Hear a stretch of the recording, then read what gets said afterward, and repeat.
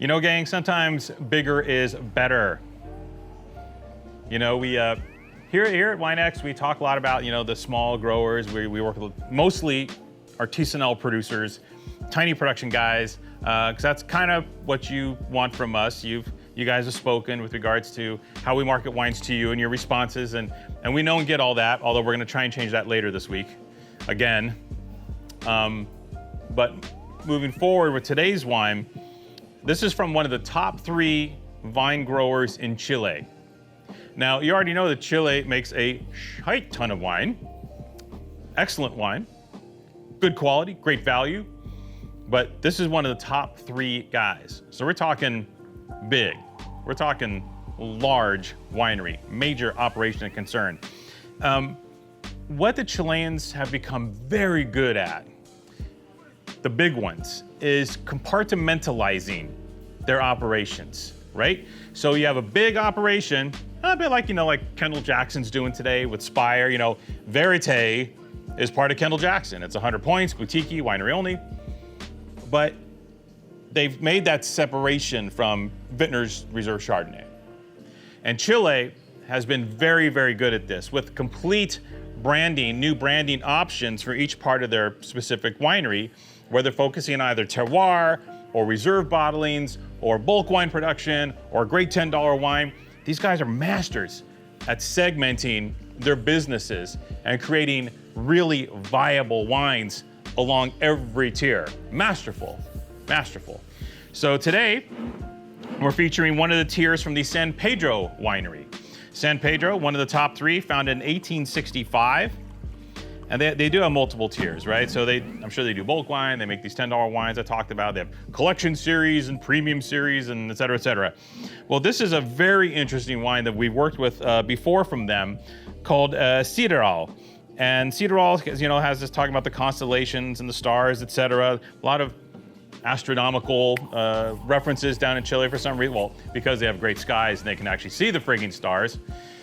Southern California. Anyway, in this case, they came up with basically this Cabernet dominant blend, all from a very particular area, because they farm all throughout Chile, but particularly from Cachapoal. And Cachapoal is an area that we haven't talked about much in the past. Usually all the action gets talked about whether it's Maipo or Colchagua. And I think Maipo is the one centered right around Santiago. I think we talked in the past about Santiago being like the hub, the big city, right? So a lot of the wineries were built right around Santiago to ensure that there was easy access and logistics to sell these products. So Cabernet from that area became a big deal. Well, this is Cabernet from an area just south of that area, right? So, and the sandwich ones, Maipo and Colchagua, you hear more about as Cabernet centers only because there's larger swaths of Cabernet production there.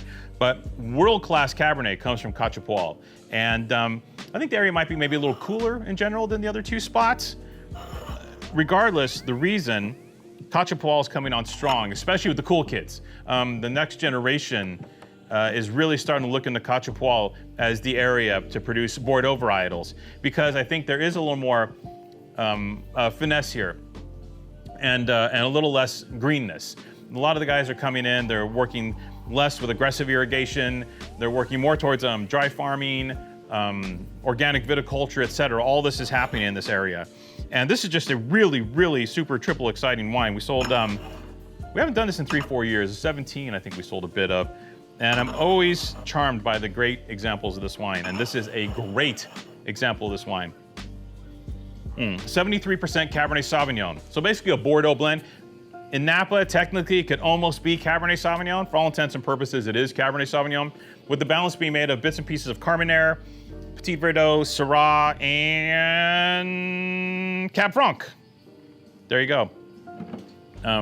Classic Bordeaux blend, Cabernet, heavily Cabernet dominant, shall we say.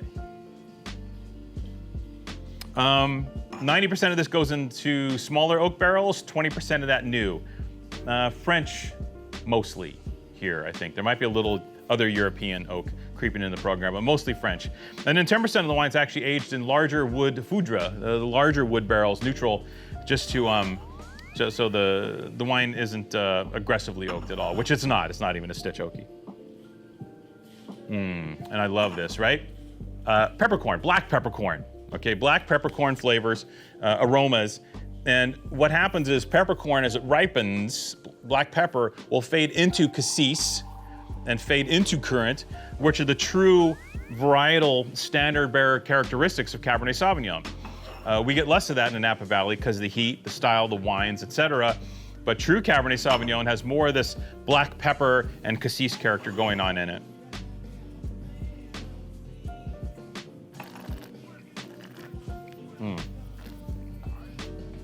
There's an ease and vibrancy to this wine, yet it's elegant. There is a light raciness to this wine, which I adore. 21 was cooler, but with really great weather at the end of harvest. So they were able to go out and get the grapes whenever they wanted. So this is what we call a more classic harvest, not a hot year, not a blazing year, not a torrid year. This was just what this wine is supposed to do. And what it's supposed to do is deliver classic Cabernet flavors from this Cachapoal terroir in a way that just simply almost can't be beat globally from a price-quality ratio, which they've been very successful doing it here. This wine's.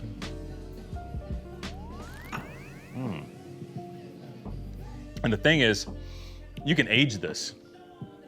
People say, oh, how long? This is a 7 to 10 year Cabernet. Now you're getting for 20 bucks. You can forget about this in the cellar and it will deliver. I mean, it's like almost like a junior Alma Viva or something like that, right? It has that kind of mojo. The strong Chilean character, the terroir is there, but in this really elegant, balanced, Bordeaux-esque, silky type way, but with enough sweetness to the fruit that it's new world with regards to that fruit delivery system. Always got great scores in the past, 94 points from Suckling.